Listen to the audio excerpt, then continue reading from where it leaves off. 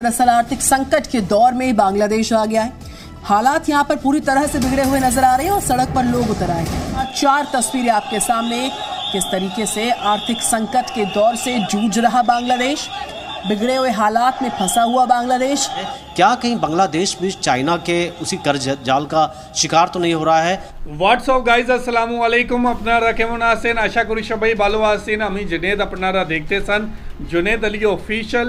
আমি আপনাদের জন্য একটি ভিডিও প্লে করতে যাচ্ছি, সবাই দেখবেন। আশা করি সবাই দেখবেন, ভালো লাগবে। हिंदुस्तानी मीडिया को हिंदुस्तान की गुर्बत नज़र नहीं आती कि बांग्लादेश के ऊपर बात की जा रही है, लेकिन आजकल क्या हो रहा है? किस मुल्क में महंगाई नहीं हो रही? क्या भारत में महंगाई नहीं हो रही? क्या पाकिस्तान में महंगाई नहीं हुई? भारतीय मीडिया का ये वबेला अब बांग्लादेश पे शुरू हो चुका है कि बांग्लादेश में महंगाई से तंग आवाम सड़कों पर निकल आई है। तो क्या कह रहा भारतीय मीडिया, आज इसी हवाले से वीडियो है। वीडियो की तरफ बढ़ने से पहले आप दोस्तों से गुजारिश है, अगर आप चैनल पर नए हैं तो चैनल को सब्सक्राइब करें, साथ बने बेल आइकन को भी दबाएं ताकि आपको वीडियो का नोटिफिकेशन सबसे पहले मिलता रहे। चलें वीडियो स्टार्ट करते हैं जी, है वी गो। दरअसल आर्थिक संकट के दौर में बांग्लादेश आ गया है। हालात यहाँ पर पूरी तरह से बिगड़े हुए नजर आ रहे हैं और सड़क पर लोग उतर आए हैं। और जो पेट्रोल डीजल है उसके दामों में 51% का इजाफा है। दाम बढ़ने के बाद लोगों ने जमकर हंगामा किया। पेट्रोल 89 टका से 130 टका बढ़ा है। डीजल 85 टका से बढ़कर 114। और महंगाई के खिलाफ बांग्लादेश के जो कई सारे शहर हैं वहाँ से लगातार खबरें आ रही हैं कि सड़कों पर जो है जनता पूरी तरह से उतर आई है। तस्वीरें तस्दीक कर रही है वहाँ के हालात की। दामों के बढ़ने के बाद लोगों का हंगामा चौतरफा बरपा। 4 तस्वीरें आपके सामने, किस तरीके से आर्थिक संकट के दौर से जूझ रहा बांग्लादेश, बिगड़े हुए हालात में फंसा हुआ बांग्लादेश।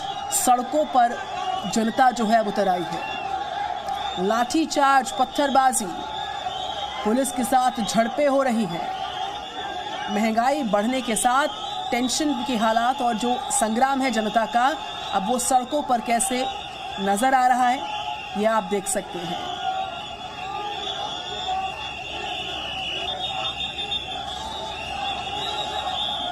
तो महासंग्राम के हालात, दरअसल बांग्लादेश में महंगाई की मार जनता पर सीधी पड़ रही है। हालात बेहद नाजुक हो गए हैं और इन नाजुक हालात के बीचों बीच लोग सड़कों पर आ गए हैं, विरोध प्रदर्शन कर रहे हैं। पेट्रोल डीजल के दामों में बढ़ोतरी, सड़कों पर उतरी जनता, प्रदर्शनकारियों के साथ पुलिस में झड़प की तस्वीरें भी सामने आ रही हैं। भारी संख्या पर सड़कों पर लोग जो है उतर आए हैं। बढ़ती महंगाई सबसे बड़ी वजह है।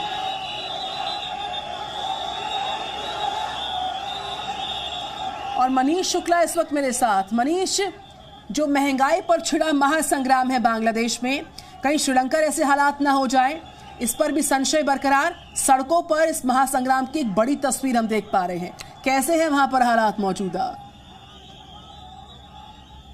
जी हाँ, बिल्कुल निधि, देखिए सभी के मन में इसी बात की आशंका है कि जो हालात श्रीलंका के इस वक्त हैं या पाकिस्तान के हालात हैं, क्योंकि श्रीलंका पाकिस्तान के हालात बहुत अलग नहीं हैं, वहाँ पर हमने देखा कि किस तरीके से लोग सड़कों के खिलाफ आ गए, सड़कों पर आ गए, सरकार के खिलाफ आ गए।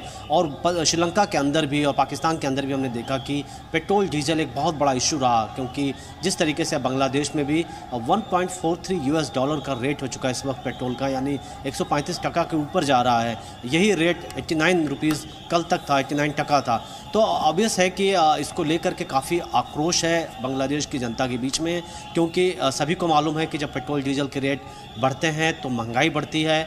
और बांग्लादेश के लोगों का ये कहना है कि चूँकि सरकार ऐसी स्थिति में सरकार को दूसरे विकल्पों पर विचार करना चाहिए। ये कोई तरीका नहीं हो सकता कि आप पेट्रोल डीजल के दाम बढ़ा दें।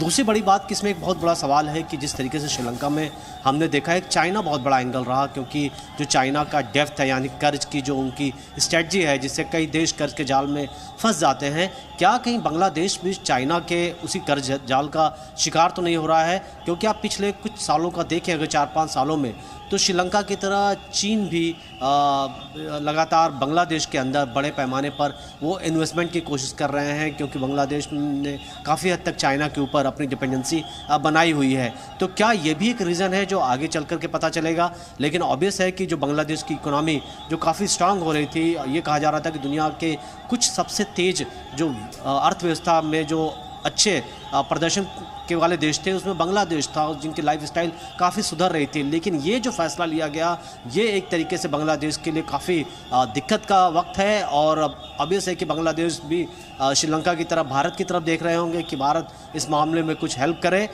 लेकिन अभी जो तस्वीरें हैं, जो हालात हैं इस वक्त बांग्लादेश के, वो अच्छे नहीं हैं।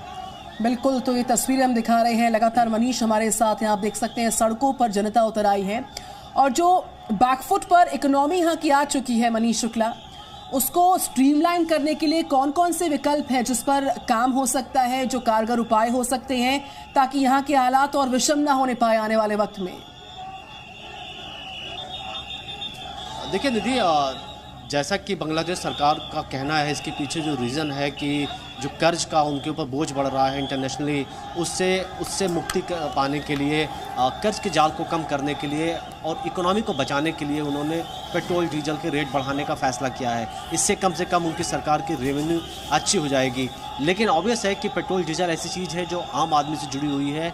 और अभी जब आपसे बात कर रहे हैं थोड़ी देर पहले, तो ये भी खबर आई है कि करीब 14 से 15 बांग्लादेश की डिस्ट्रिक्ट्स में जो ट्रक और तमाम जो एसोसिएशन है, जो पेट्रोल डीजल से जुड़े कुछ एसोसिएशंस हैं, उन्होंने स्ट्राइक कर दी है ये कहते हुए कि उनका जो कमीशन रेट है वो सरकार बढ़ाए। तो एक दो तरफा मार है बांग्लादेश के ऊपर। अब ऑब्वियस है कि जैसे कि आपने देखा भारत के अंदर प्रधानमंत्री नरेंद्र मोदी ने कुछ कंसेशन दिए थे पेट्रोल डीजल पे, जो सरकार पहले टैक्स लगाती थी वो कम किए थे। इसके साथ ही उन ज़रूरी चीज़ों पर दाम बढ़ाने का फैसला किया गया दाम न बढ़ाने का फैसला किया गया तो कुछ चीज़ों पर जिनका डायरेक्ट लोगों पर असर पड़ता है।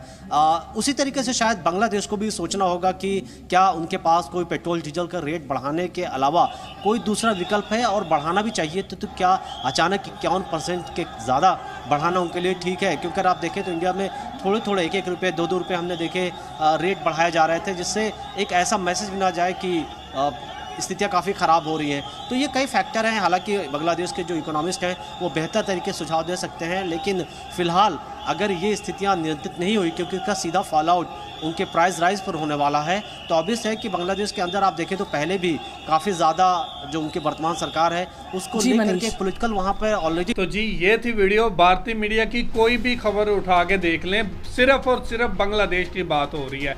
बांग्लादेश में इतने रेट बढ़ गए हैं, बांग्लादेश में जंग छिड़ गई है, बांग्लादेश की आवाम सड़कों पे निकल आई है, बांग्लादेश की आवाम ने आग लगा दी है। ऐसे हालात तो पाकिस्तान में भी है, ऐसे हालात तो हिंदुस्तान के अंदर भी हैं। अभी ये बात की जा रही है कि पेट्रोल और डीजल के रेट बढ़े हैं, पाकिस्तान के अंदर भी ऐसे प्रोटेस्ट हुए हैं, लेकिन हिंदुस्तानी मीडिया की अब नज़रें बांग्लादेश के ऊपर हैं। बांग्लादेश ने इकोनॉमी के अंदर बेहतरीन रैंकिंग हासिल की, बांग्लादेश ने जीडीपी पर कैपिटा में भारत को पीछे छोड़ा, बांग्लादेश को यूएसए की तरफ से अब डेवलप कंट्री का एक टैग मिला है। तो अब भारतीय मीडिया को कैसे हजम होगा?